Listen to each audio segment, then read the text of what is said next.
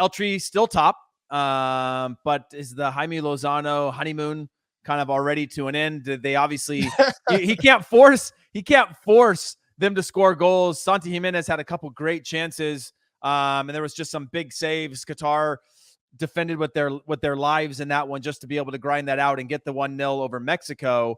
But well, I mean, what's your thoughts on this Mexico side losing to Qatar in the group stages? Because I mean, I think the U.S. has only lost one group stage match in their history.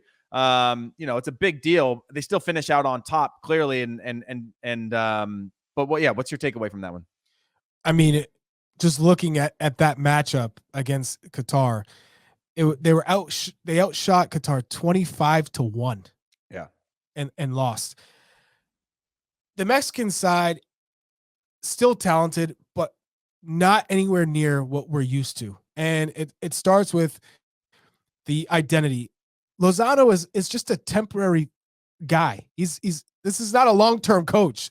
They're waiting for the right candidate, but he'll be in charge until they find the right candidate. There's no rush.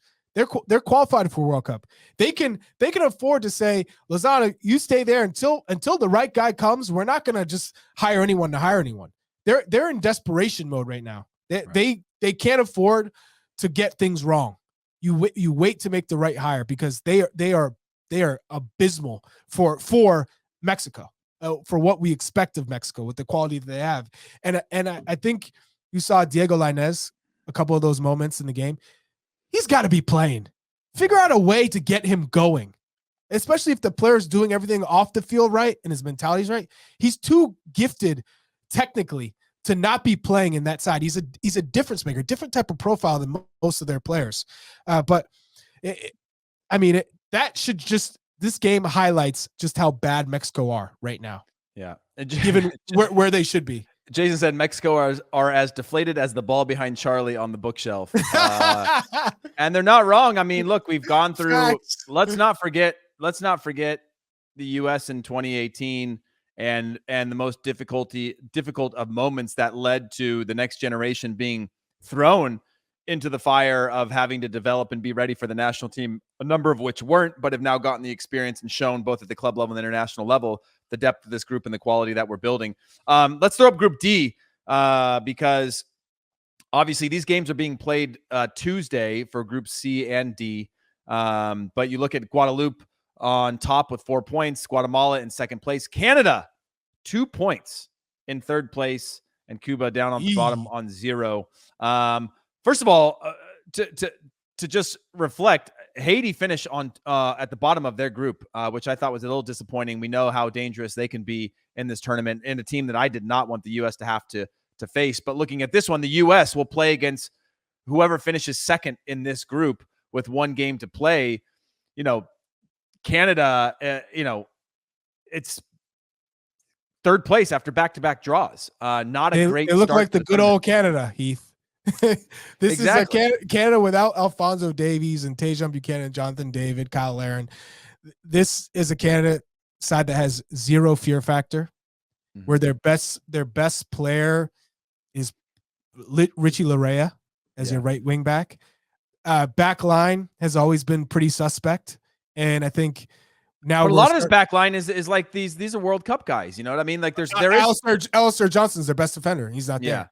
And that is true. But like when they went through qualifying, they've changed their back 3 or 4 almost every match, and they matched up and they lined up, finishing top of the qualifying group. They had this fight mentality that I think is seemingly different than now. And the ball hasn't necessarily gone their way in this tournament, but it's crazy to me that this is where they stand right now going into this final one. I wouldn't want to play them if they finish second in the group. That's for sure. But it's a really interesting time for them because they're dealing with a lot of sort of financial issues. They're struggling to put out a team that I think is admirable. And I look at them right now, and part of their growth of the Canadian national team was around the development of the players within Major League Soccer, right? And I've talked about this before, that when Guatemala, when Honduras, when Costa Rica, when El Salvador, any of these Panama especially, when these teams were at their best, that was during a period in Major League Soccer when they had created new mechanisms, and we were bringing in all the top players from Central America that were leaving Central America to play at a higher level in Major League Soccer. You don't see that same level anymore because the mechanisms have changed, and now we're going after the 20-year-old in Argentina and writing a big check for him versus, bringing some of these players into the league. And I think it's hurt a lot of that player development. When I think about Canada, they're a team that, again, benefited a lot from having those three teams in Major League Soccer and the development of that, but it can only get you so far, right? And they started to add those pieces, as you just mentioned, that aren't in the tournament, that took them from being, okay, good, solid national team on their day can make your life hell, to being really good in the region. And now it looks like they've kind of defaulted back to struggling. Do you even think they get out of this group? Oof. Man, if they play Cuba, so yeah, they get out. They get out of the group, but I'm thinking of knockout rounds, and I think what is evident is they have no depth. This is a Canada side with no depth, and I know Alphonso Davies, Jonathan David, Tajon Buchanan, and Kyle Aaron are massive pieces, but there's not much there. There's not, and I think John Herdman too. With everything going on in the Canadian Federation, it's very difficult to get guys motivated and get people behind the team, because there's just so many question marks that you're hearing about. What's going to happen if they go bankrupt? Yeah, right.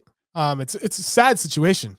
Yeah, it is tough. Do you think Herdman's on any sort of hot seat at the moment, considering they're Canada, and Canada has changed their reputation? It's not the same team. But absolutely not. I mean, who are they going to go to?